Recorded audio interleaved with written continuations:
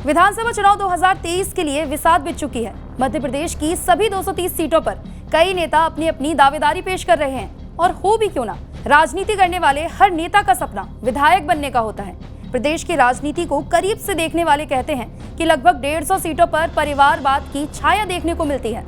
सबसे ज्यादा परिवारवाद का असर मालवा अंचल में देखने को मिल रहा है। मालवा की 66 सीटों में से हर दूसरी सीट पर परिवारवाद का असर है। परिवारवाद बीजेपी कांग्रेस दोनों में ही हावी है। राजनीति में पहले से जमे हुए नेता अपने रुतबे का असर दिखाते हुए किसी दूसरे आम नेता को आगे ही नहीं बढ़ने देते हैं। परिवारवाद का आरोप प्रत्यारोप तो हर नेता और पार्टी अपने विरोधी नेताओं और पार्टी पर लगाती है, लेकिन खुद के मामले में तर्क के साथ जवाब देते हुए कहते हैं कि परिवार के प्रति सिंपैथी होती है, इसलिए ऐसा होता है। यदि वकील का बेटा वकील और डॉक्टर का बेटा डॉक्टर बन सकता है, तो विधायक का बेटा विधायक और सांसद का बेटा सांसद क्यों नहीं बन सकता। वहीं बड़े नेता ऐसे भी हैं जो खुद सांसद हैं और अपने परिवार के किसी सदस्य को विधायक बनाए रखे हैं। वहीं कोई विधायक ऐसे भी हैं तो अपने परिजन को सांसद का टिकट दिलवा देते, और जो सांसद या विधायक नहीं बन पाते हैं वो किसी आयोग या बोर्ड में एडजस्ट करवा देते हैं। आम नेता और कार्यकर्ता सिर्फ उम्मीद में रह जाता है।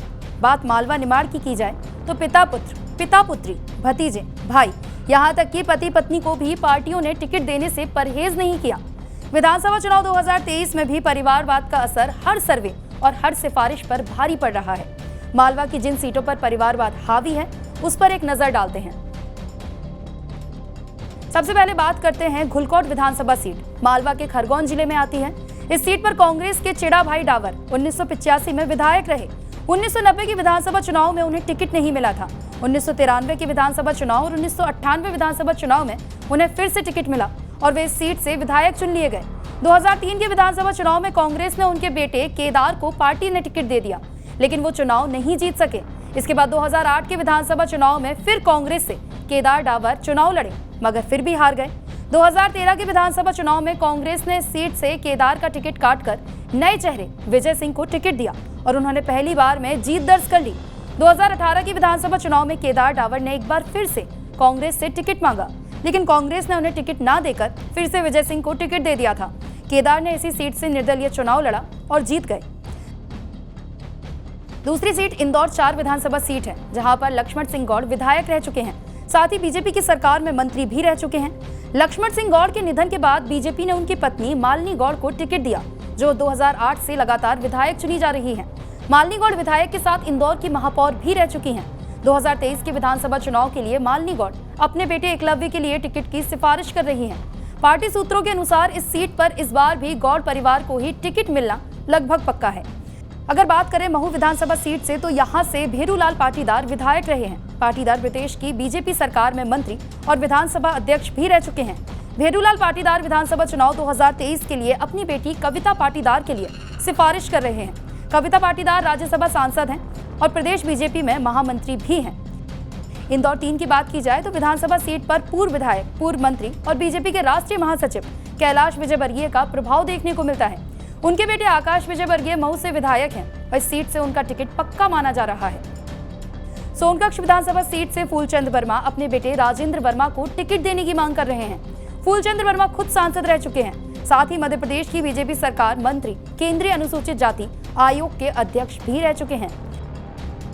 देपालपुर विधानसभा सीट से विधायक निर्भय सिंह पटेल अपने बेटे मनोज पटेल के लिए टिकट की दावेदारी कर रहे हैं। निर्भय सिंह प्रदेश की बीजेपी सरकार में वन मंत्री रह चुके हैं। सांवेर विधानसभा सीट से बात की जाए तो विधायक प्रकाश सोनकर अपनी पत्नी निशा सोनकर के लिए टिकट मांग रहे हैं। प्रकाश सोनकर प्रदेश की बीजेपी सरकार में मंत्री भी रह चुके हैं और फिलहाल प्रदेश अनुसूचित जाति वित्त विकास निगम के अध्यक्ष हैं। इंदौर 2 विधानसभा सीट की बात की जाए तो यहां से 2003 से ही विधानसभा चुनाव में बीजेपी ने विधायक के बेटे राजेंद्र शुक्ला को टिकट दिया था। राजेंद्र शुक्ला कांग्रेस के उम्मीदवार अश्विनी जोशी से चुनाव हार गए थे। वहीं उनके दूसरे बेटे संजय शुक्ला इंदौर 1 से कांग्रेस के विधायक हैं। देवास विधानसभा सीट की बात की जाए तो यहाँ से तुकोजीराव पवार बीजेपी के विधायक और शिवराज सिंह के मंत्री मंडल में मंत्री रह चुके हैं। उनके निधन के बाद बीजेपी ने उनकी पत्नी गायत्री राजे पवार को टिकट दिया था। गायत्री राजे इस समय देवास की विधायक हैं, जो 2023 के विधानसभा चुनाव के लिए अपने बेटे विक्रम सिंह पवार के लिए काला पीपल विधानसभा सीट से टिकट की सिफारिश कर रही हैं। शाजापुर विधानसभा सीट से बात की जाए तो बीजेपी के पूर्व केंद्रीय मंत्री और कर्नाटक के राज्यपाल थावर चंद्र गहलोत विधायक रह चुके हैं। थावर चंद्र गहलोत 2023 के विधानसभा चुनाव के लिए अपने बेटे जितेंद्र गहलोत को टिकट देने की पैरवी कर रहे हैं। इससे पहले बीजेपी ने जितेंद्र गहलोत को 2013 और 2018 के विधानसभा चुनाव में आलोट से टिकट दिया था, जहां उन्हें कांग्रेस के मनोज चावला से हार का सामना करना पड़ा था। धार विधानसभा सीट से बात की जाए तो विधायक रह चुके विक्रम वर्मा 2023 के विधानसभा चुनाव के लिए अपनी पत्नी नीना वर्मा के लिए टिकट मांग रहे हैं। विक्रम वर्मा धार से सांसद, केंद्रीय मंत्री और बीजेपी प्रदेश अध्यक्ष रह चुके हैं। 2008 के विधानसभा चुनाव में नीना वर्मा ने कांग्रेस के उम्मीदवार बाल मुकुंद सिंह गौतम को मात्र 1 वोट से हरा दिया था, जिसके बाद कोर्ट के फैसले ने बाल मुकुंद सिंह गौतम के पक्ष में फैसला सुनाते हुए उनको विजयी घोषित कर दिया था। इस बार लगातार 3 बार से बाल मुकुंद गौतम इस सीट से विधायक चुने गए हैं। पेटलावद विधानसभा सीट से दिलीप सिंह भूरिया लोकसभा का चुनाव जीतकर सांसद बन चुके हैं। दिलीप सिंह भूरिया इसके साथ ही अनुसूचित जनजाति आयोग के अध्यक्ष रह चुके हैं और बीजेपी के प्रदेश और राष्ट्रीय उपाध्यक्ष भी रह चुके हैं। विधानसभा चुनाव 2023 के लिए बीजेपी ने एक बार फिर से दिलीप सिंह भूरिया की बेटी निर्मला भूरिया को टिकट दे दिया है। निर्मला भूरिया 2018 के विधानसभा चुनाव में कांग्रेस का चुनाव हार चुकी हैं। नेपानगर विधानसभा सीट की बात की जाए तो ब्रजमोहन मिश्रा विधायक रह चुके हैं, साथ ही विधानसभा के अध्यक्ष भी रह चुके हैं। उनकी बेटी अर्चना चिटनीस बीजेपी के टिकट पर नेपानगर और बुरहानपुर से विधायक चुनी जा चुकी हैं और शिवराज सिंह के मंत्रिमंडल में मंत्री भी रह चुकी हैं। जावद विधानसभा से विधायक रह चुके वीरेंद्र कुमार सकलेचा प्रदेश बीजेपी के बड़े नेता थे, जो विधायक के साथ प्रदेश की बीजेपी सरकार में उप मुख्यमंत्री और मुख्यमंत्री रह चुके हैं। 2008 के विधानसभा चुनाव में बीजेपी ने उनके बेटे ओम प्रकाश को जावद विधानसभा सीट से टिकट दिया था, जो लगातार इस सीट से जीतते आ रहे हैं। ओम प्रकाश शिवराज सरकार में मंत्री भी हैं। मनावर विधानसभा सीट से 2018 में बीजेपी के टिकट पर जीतकर विधायक बनी रंजना बघेल शिवराज सिंह सरकार में कैबिनेट मंत्री रह चुकी हैं।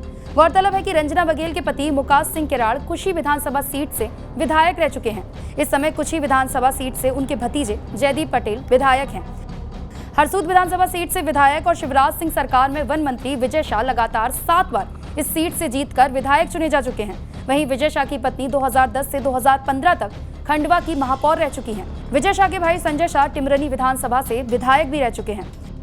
पंथाना विधानसभा सीट की बात की जाए तो यहां से विधायक किशोरी लाल वर्मा विधायक रह चुके हैं, जो विधानसभा चुनाव 2023 के लिए अपने बेटे देवेंद्र वर्मा को टिकट देने की वकालत कर रहे हैं। देवेंद्र वर्मा खंडवा से 3 बार विधायक चुने जा चुके हैं। अब एक नजर डालते हैं मालवा निमाड़ से कांग्रेस की परिवारवाद वाली सीटों पर। बोरासी विधानसभा सीट से विधायक रह चुके प्रेमचंद गुड्डू 2018 के विधानसभा चुनाव में अपने बेटे अजीत को टिकट दिलाया था, जो बीजेपी से चुनाव हार गए थे। प्रेमचंद गुड्डू 2023 के विधानसभा चुनाव के लिए अपनी बेटी रीना बोरासी के लिए सांवेर से टिकट मांग रहे हैं। इंदौर 3 विधानसभा की बात की जाए तो कांग्रेस के विधायक रहे महेश जोशी के भतीजे को कांग्रेस ने 2018 में टिकट दिया था, जो चुनाव हार गए थे। महेश जोशी 2023 के विधानसभा चुनाव के लिए अपने बेटे पिंटू जोशी के लिए इंदौर 3 विधानसभा से टिकट मांग रहे हैं। सोनकक्ष विधानसभा सीट से विधायक और मंत्री रह चुके सज्जन सिंह वर्मा कांग्रेस के सीनियर लीडर हैं। विधानसभा चुनाव 2023 के लिए अपने भाई अर्जुन वर्मा के लिए टिकट की दावेदारी कर रहे हैं। देपालपुर विधानसभा सीट से विधायक रह चुके जगदीश पटेल के बेटे विशाल पटेल को कांग्रेस ने 2018 के विधानसभा चुनाव में टिकट दिया था।